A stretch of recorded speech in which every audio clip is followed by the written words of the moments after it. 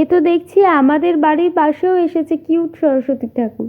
Hello everyone, সকলে কেমন আছো? সকলকে জানাই হ্যাপি সরস্বতী পুজো। সবার পুজো কেমন কাটলো? পুজোর শেষে দুই সখী মিলে বেরিয়ে পড়েছি বাড়ির আশেপাশে ঠাকুরগুলো দেখবো বলে।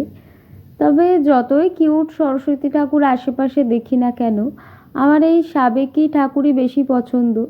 এই দেখো, এই প্যান্ডেলটা যেমন, যিনি পুরোহিত ছিলেন একদম বাচ্চা একটি ছেলে ছিল। এই যে রাস্তার পাশে ছোট ছোট মূর্তি এনে পুজোগুলো তো বাচ্চারাই করে, কি সুন্দর করে সাজিয়েছে দেখো, আমার তো বেশ ভালো লেগেছে। প্রতি বছর আমার বাড়িতে সরস্বতী পুজো হয় এবং দুদিন আগে থেকে তার প্রস্তুতি শুরু হয়ে যায়।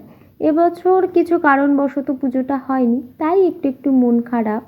আচ্ছা, ছোটবেলায় আমাদের বড়রা বলতেন যে সরস্বতী পুজোর অঞ্জলি না দিয়ে কুল খেলে নাকি পরীক্ষায় নাম্বার কম আসবে, তাই আমরাও ভয় ভয়ে খেতাম না। আচ্ছা, তোমরা কে কে এটা মানতে জানিও তো।